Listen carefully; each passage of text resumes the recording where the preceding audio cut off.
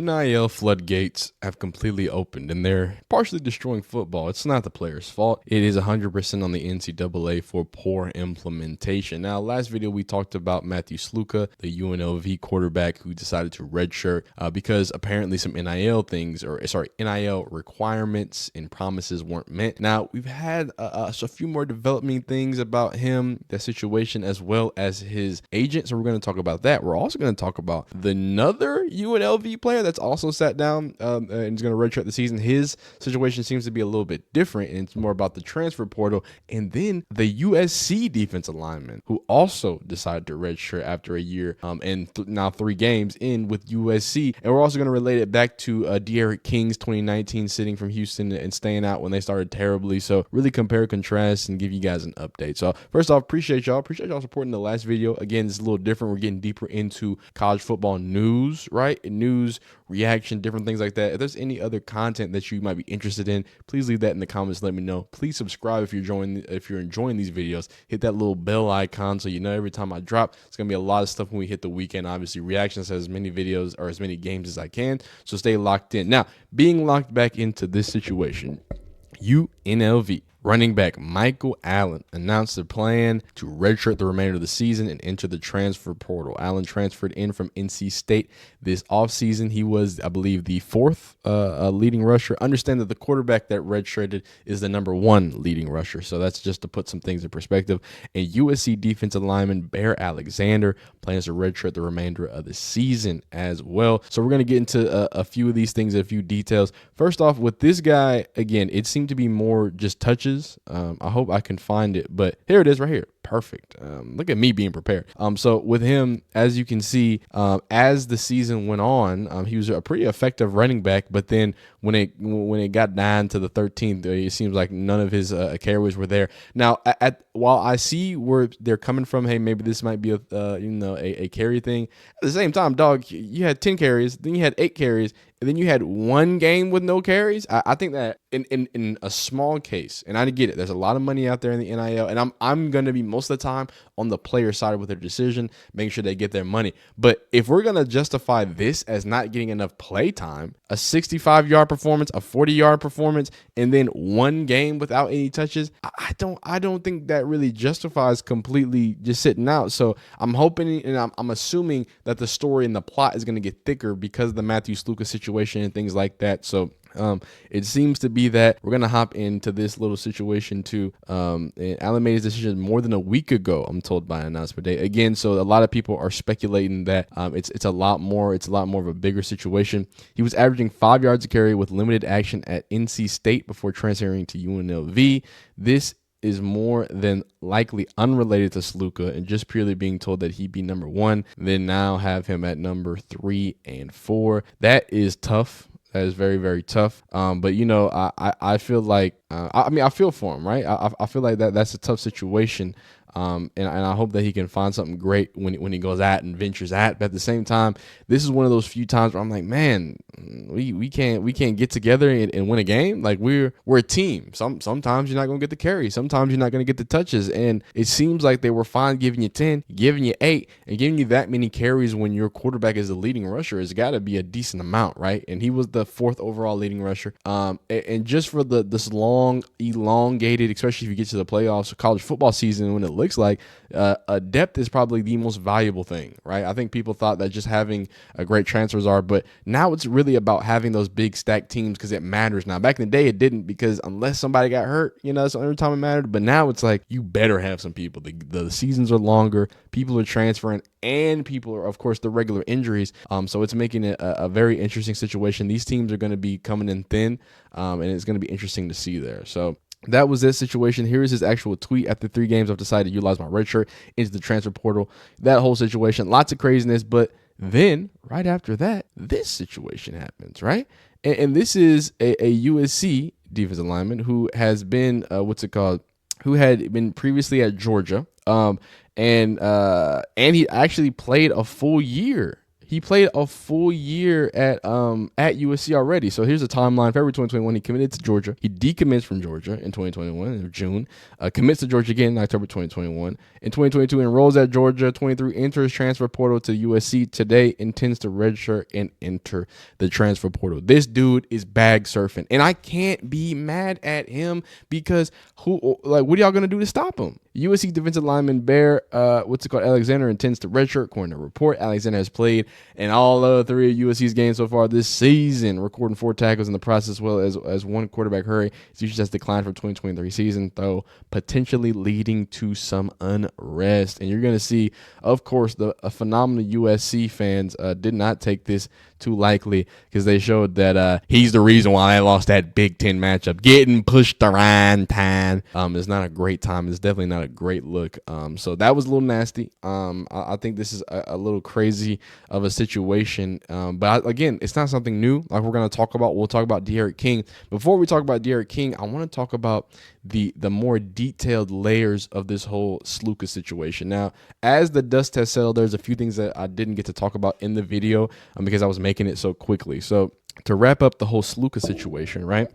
So piece by piece, we're going to talk about basically UNLV's NIL's congregation or whatever you call them, and how they are responding to this, as well as some more details on Mr. Sluka's agent. So Rob Sine, CEO of Blueprint Sports, which operates UNLV's collective, tells Yahoo that the collective never agreed to a $100,000 deal with quarterback Matt Sluka. It made a payment of $3,000 to Sluka, and we're discussing a monthly payment of $3,000 before quarterback's decision this week. So this is corroborated. Sorry about that. This was something that's been corroborated both from first UNLV and now UNLV's NIL collective, both saying that, hey man, $100,000, it was never promised. Somebody might have said it. You know what I'm saying?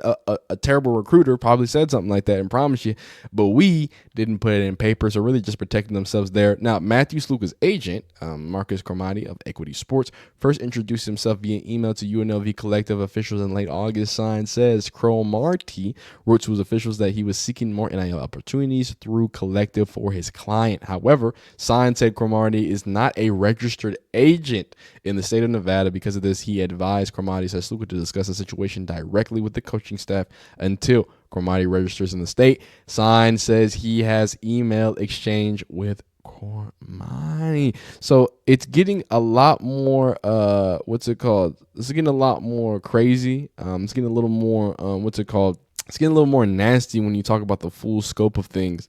When it comes to the whole Steve Sluka situation. I think there was one other update. I'm gonna double check. If not, what we're gonna do is we're gonna pop back in here and see if we can get the full thing, and also talk about D'Eriq King and run through that full process there. Now, we have statements from both UNLV and NIL collective. There were no former NIL offers. Then Sluka's agent went to Odom 3 games and said pay him more, and he's gone. Of course, those are UNLV people. You see a lot of the UNLV players being very happy about their backup. Again, we talked about the backup is from Campbell, HBCU guy. He can wiggle, he can sliggle. I think they're going to be in decent arms and decent hands there. But I mean, it's just a crazy bit of drama to be able to start your season. I don't think anything that any head coach wants to go through dealing with some stuff like that. This is it's a bit crazy, Doug. It's a bit crazy. We already talked about Mr. Bear and his situation. I don't think that's a big situation. But let's talk about Mr. D'Eriq King, because people are pretending like, again, this never happened. So people are concerned about players sitting out for the red shirt suddenly becoming a problem. D'Eriq King did it back in 2019. So let's take a look and talk about what happened with Mr. D'Eriq King. Where's my thing at? Where is my D'Eriq King? Oh, I'm on it. Here we go. Boom. Okay. Houston's quarterback. So this is back in 2019. Basically a terrible start from the goddamn Cougs. Looking as bad as they're looking right now in current day. But Houston quarterback D'Eriq King, along with senior receiver Keith Corbin, decided to take a red shirt after the Cougars' disastrous 1-3 start. If you don't remember, D'Eriq King was supposed to be that guy. He was supposed to be elite. I believe he ended up transferring out and going to Miami and not doing much there. So he was a very highly touted player, a super potent quarterback when he was with the Cougars for the time that he was, but it didn't seem to pan out all the way. But here we go. Disaster 1-3 start. King, a senior, will set out the rest of the 2019 season and said he'll return to Houston in 2020. All in all, a stunning return of events for one of the nation's most productive quarterbacks. I'm staying here, King Say. If I wanted to leave Houston and go somewhere else, I could have. I think me being here is what I want to do. It's the best opportunity for me. I don't think anybody will reach out to me to convince me to transfer. Even if they do, they should know I'm staying here. While the Cougars have gotten off to a poor start in Dana Hogan's first season as head coach, King has thrown for 663 yards, 6 touchdowns, and 2 interceptions while rushing for 312 yards and 6 touchdowns on the ground. He broke Tim Tebow's record for most consecutive games with a passing and rushing touchdown. Like, that is absurd. And similar to the Steve Sluka situation where both of these players were playing at a decently high clip, right? D'Eriq King was, that's what I'm trying to say. Him ended up playing in Miami. I think he came from Miami, or we're going to take a peek at that too. I got to make sure I get my facts straight. But this was a guy on pace for a nasty season, 663 and 321. Like, he's already at about 1,000 yards of total offense in 5 touchdowns, right? Or 6 touchdowns. Like, this is a season that if it kept going, right, you're looking at what that is, 1,200, but we're looking at 2,500-ish, 3,000-ish yard throwing yards and a cool 900-ish, 800-ish rushing yards. Like, that is a nasty college football quarterback season. And just because of the winning total, they went ahead and sat it down and did what they need to do. But let's kind of talk about it now and talk about this. Will also shed some light on the reason why some of those guys are redshirting, and it really just give you a little more insight on the redshirt process and how things are being decided. So King is using a rule enacted in the 2018 season that allows athletes to participate in up to 4 games during a season while still maintaining their red shirt. He saw action as a true freshman in 2016 and still hasn't used his his red shirt as of now. By sitting out the rest of the season, he can use this season as a red shirt and still have his final year of eligibility to use in 2020. And of course, we know what happened in 2020. So he had another year of eligibility. The rules does not discriminate against the number of years spent in a program, so it applies not just to true freshmen, but to any player who has not participated in more than 4 games in a single season. Last year, Alabama coach Nick Saban, of course, I got to be honest with you. As much as we give Nick Saban a hard time, he has predicted everything. He told you about the NIL. Now here he is talking about the transfer portal. Coach Saban alluded to this exact situation last year. We're talking about 2018. Now I think people are manipulating the rule in terms of older players who may be thinking, I could be a graduate transfer. So maybe if I only play in 4 games this year, I'll have a place to play next year, Saban said. I don't think this was really the intent of the rule. It's probably one of those unintended consequences of what rules sort of bring. Initially, coaches thought this might be a good opportunity for freshmen or veteran players who participate in a few games during a season but need a redshirt year as to not waste an entire year of eligibility, whether that was through development or injury. Many coaches were excited about the potential to preserve playing time if needed. I think, number one, every place I've ever coached in my entire life, a kid has a story that he played 15 snaps because there was an injury. He played 15 snaps or 30 snaps and lost an entire year because of it. It's not fair to him because he had to do it because of the injury. A lot of things that Saban says, I do want to make sure, as much as flack as people give in the situation, this is a situation or this is a coach who like routinely always cares about the players, right? In a general sense, not just his players. Of course, he cares about his players very highly, but also in a general sense in the landscape of things. Even when he does sound like an old fart, it comes off in a way as being an old fart who's concerned about the product and concerned about these young men and trying to keep it that way and not turn into what it has been, which is professionals having contracts. So I think he's fair there. I think he's fair there, but I think D'Eriq King ended up transferring to Miami.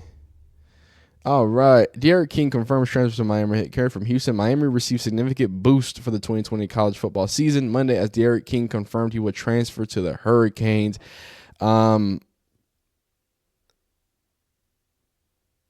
Wow. That is crazy. And here we go. Apparently some sad things happened. For much of the past year, D'Eriq King has constantly been tested. It was on the field struggles and off-field quagmire that led to his unexpected exit at Houston. There was his mother. Oh, okay. Well, that is sad. But his final season was with the what's it called, the old Miami Hurricanes, and that's kind of how that sent him to fumble and stumble out. Of course, with the 2020 season and extra eligibility. Look, I just kind of wanted to recap some things of what we know. Nothing else has really been talked about with the Steve Sluka situation or Matthew Sluka situation, except for all of those big claims were all verbal and nothing was in contract. We got an agent that might not be registered in the state. It's a lot of nastiness, so we'll see what it really unfolds. Like I said in the comments one time, we're not gonna know the true ramifications of this situation until like a few years down the line, when 30 for 30 release and the whole situation happens, when the documentary is released and we know about it. But other than that, man, I appreciate y'all joining me, man. You leave a like on this video if you like it, dislike if you don't like it, man. Come hang out with us, subscribe, bells, do all of it, the things that YouTubers say. Hang out with us, we talk about college football, man. See